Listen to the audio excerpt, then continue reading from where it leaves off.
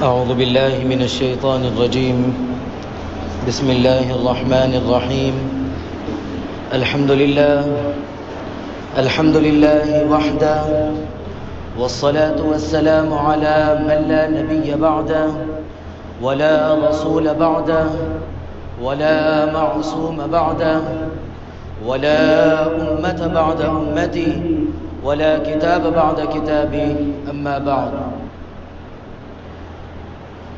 انتہائی واجب الاحترام، قابل صد احترام بزرگان دین، نوجوانان اہل سنت، السلام علیکم ورحمۃ اللہ وبرکاتہ. گزشتہ رمضان المبارک کے سلسلے میں کچھ باتیں ہمارے سامنے آئی تھی اور کچھ اور باتوں کا تذکرہ کرنے کا گزشتہ ذکر ہوا تھا. مختصراً یہ کہ قرآن کریم میں اللہ رب العزت نے ارشاد فرمایا کہ یا ایھا الذین آمنوا کتب علیکم الصیام کما کتب علی الذین من قبلکم لعلکم تتقون. یہاں پر اللہ رب العزت نے جو انداز اختیار کیا ہے وہ ایک انداز قابل غور ہے. یوں سمجھیے اس کو کہ اگر آپ کسی کو کسی بات کا حکم دیتے ہیں، آپ اگر یوں کہتے جا بھائی جا وہ کام کر کے آ، تو وہ اتنی دلچسپی سے نہیں کرے گا جتنا آپ اگر یوں کہیں کہ ذرا میرے بھائی آپ یہ فلاں کام کر دیجیے. اخلاق کی وجہ سے، اس کی عزت دینے کی وجہ سے وہ جو کام کرتا ہے، ڈانٹ ڈپٹ سے وہ کام نہیں نکلتا. یہ ایک انداز ہے، انسان کی یہ ایک فطرت بھی ہے. تو یہاں پر اللہ رب العزت نے جب مخاطب فرمایا تو سب سے پہلے کہا کہ اے ایمان والو، اے لوگوں نے، بلکہ خاص مراد لیا گیا ایک طبقے کو کہ اے ایمان والو، جو ایماندار ہیں، جو اللہ پر ایمان لاتے ہیں، رسول اللہ صلی اللہ علیہ وسلم سے محبت کرتے ہیں، ان کو مخاطب کیا بڑے محبت بڑے انداز سے. پھر آگے فرمایا کتب علیکم الصیام، کہ تم پر روزے فرض کیے گئے. اب یہاں صرف اتنا اکتفا نہیں کیا گیا کہ تم پر روزے فرض کیے گئے، بلکہ اللہ رب العزت نے آگے یہ ارشاد فرمایا کما کتب علی الذین من قبلکم، یعنی یہ روزے صرف ہم کو نہیں ملے بلکہ ایک زمانے سے، بلکہ دیگر شریعتوں میں بھی روزے فرض کیے گئے تھے. تمہارے لیے روزہ فرض کرنا کوئی مشقت کی چیز صرف یہ امت کو نہیں ملی، بلکہ اللہ رب العزت نے گزشتہ لوگوں کو بھی روزے دیے تھے. کیوں دیے تھے؟ لعلکم تتقون، تاکہ لوگ کیا کریں؟ تقوی اختیار کریں.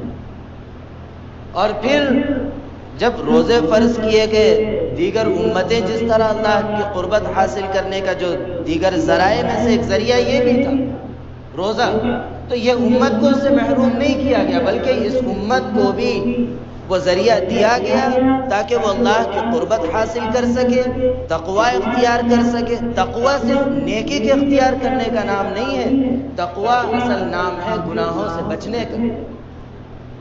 اللہ کا ڈر، اللہ کا خوف اپنے دل میں بٹھانے کا نام تقوی ہے. اچھا، صرف اتنا ہی اللہ نے اکتفا نہیں کیا کہ بھئی اے ایمان والو تم لوگ روزے رکھو، تم پر روزے فرض کیے گئے جس طرح گزشتہ امتوں پر فرض کیے گئے تھے تاکہ تم تقوی اختیار کرو. صرف اسی نہیں بلکہ اللہ رب العزت نے اس کو امت پر ہلکا بھی کر دیا.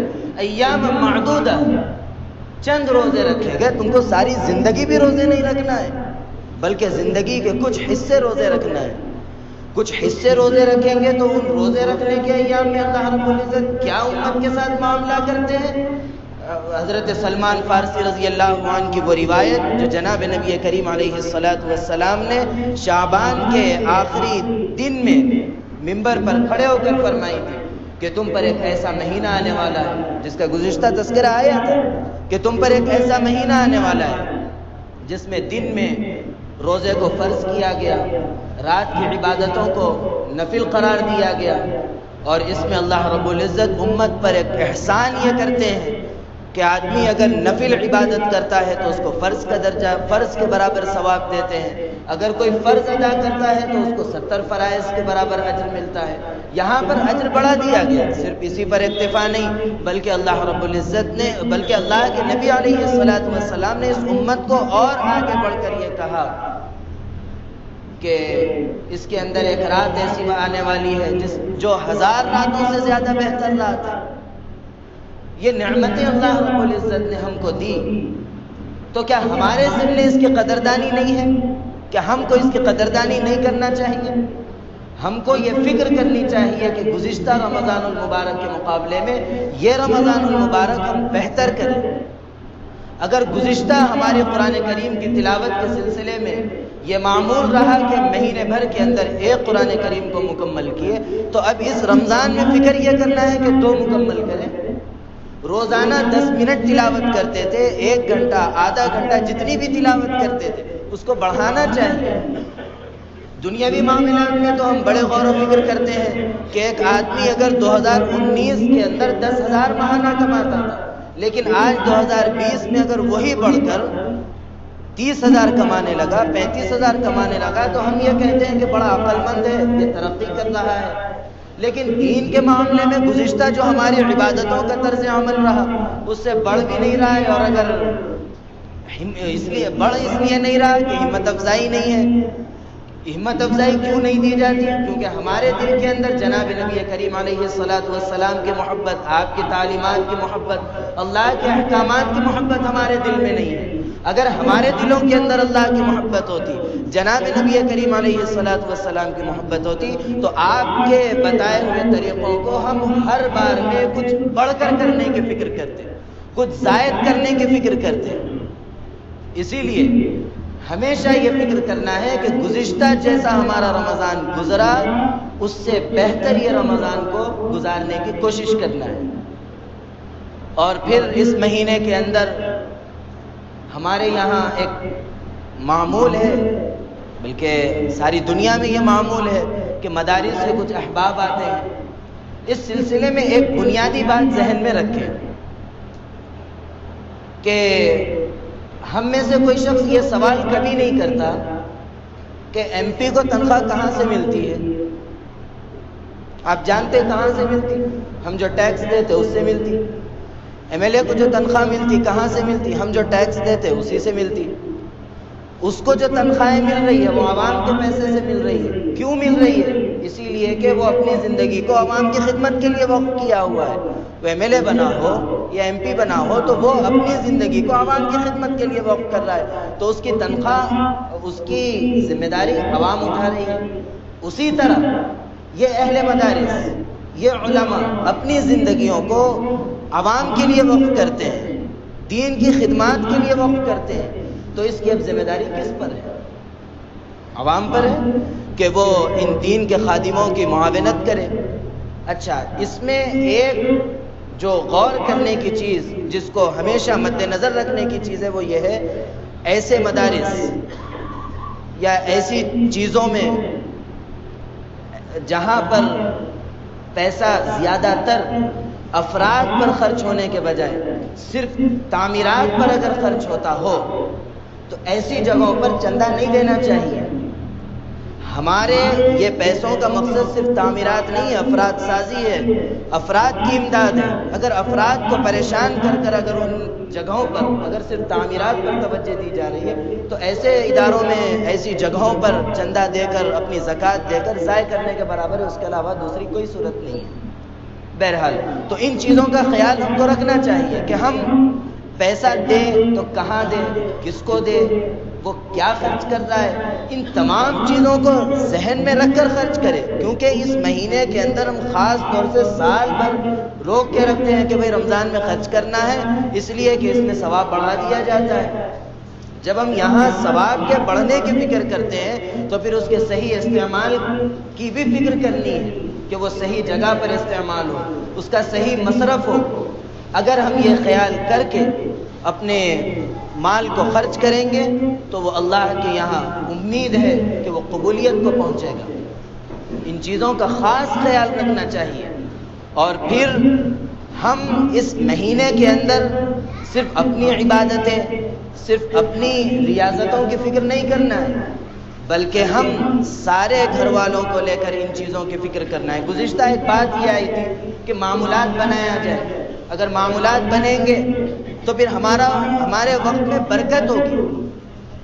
ہمارے اکابر کے اندر جو رمضان کی اہمیت اور جو قدردانی تھی، حضرت شیخ زکریا صاحب رحمۃ اللہ علیہ کے گھرانے کے اندر یہ صورتحال تھی کہ جس علاقے کا آدمی آیا کرتا تھا اس کو اس علاقے کے مزاج کے حساب سے کھانے پکتے تھے،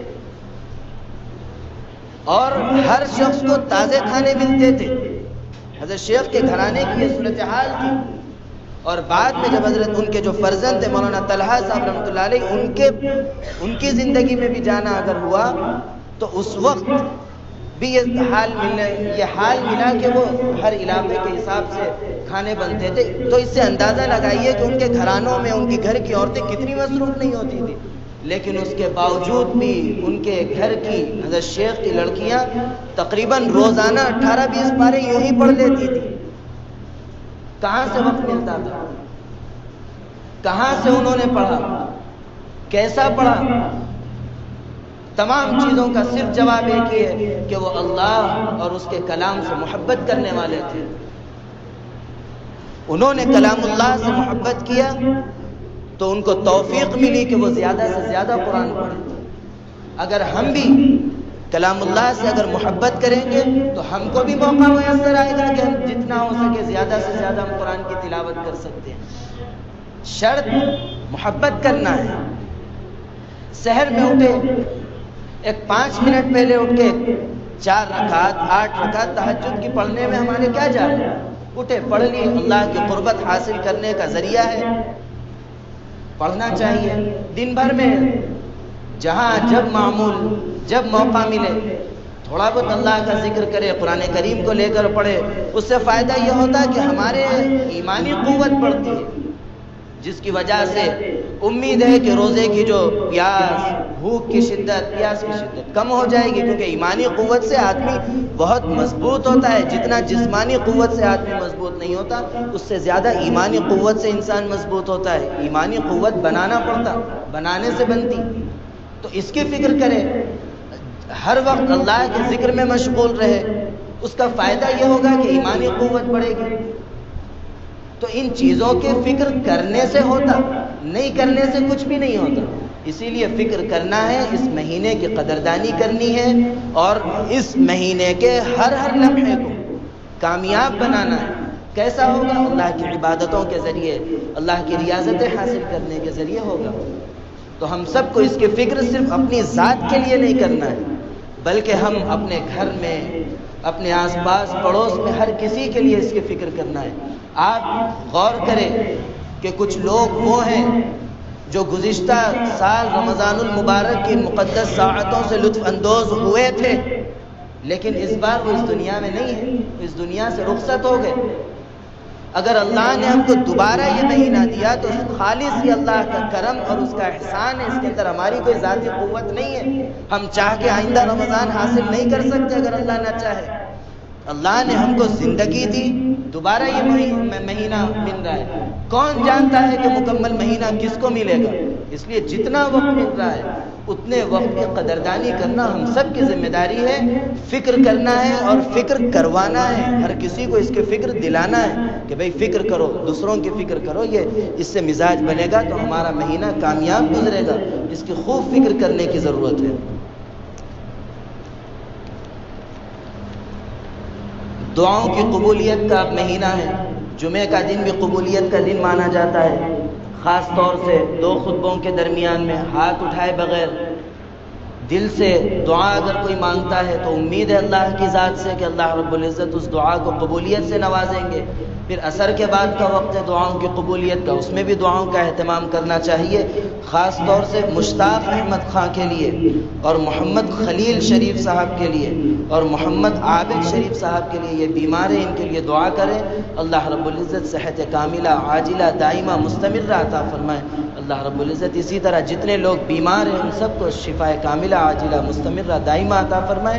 اور ہم میں سے جو لوگ دعاؤں کے لیے کہتے ہیں یا کہنا چاہتے ہیں یا ہم پر ان کی دعاؤں کا حق ہے، اللہ رب العزت ان کی ہر جائز تمناؤں کو بروقت بآسانی اپنے فضل و کرم سے پورا فرمائے۔ اللہ رب العزت ہم سب کو اس مہینے کی قدردانی کی توفیق عطا فرمائے۔ اللہ رب العزت میرے کہنے کو اور آپ کے سننے کو قبول فرمائے۔ اللہ رب العزت کہنے، سننے، لکھنے، پڑھنے سے زیادہ عمل کی توفیق عطا فرمائے۔ عمل کی باتوں پر عمل کرنے، بچنے کی باتوں سے بچنے اور عقیدے کی باتوں پر عقیدہ رکھنے کی توفیق عطا فرمائے۔ آمین۔ وآخر دعوانا ان الحمد للہ رب العالمین۔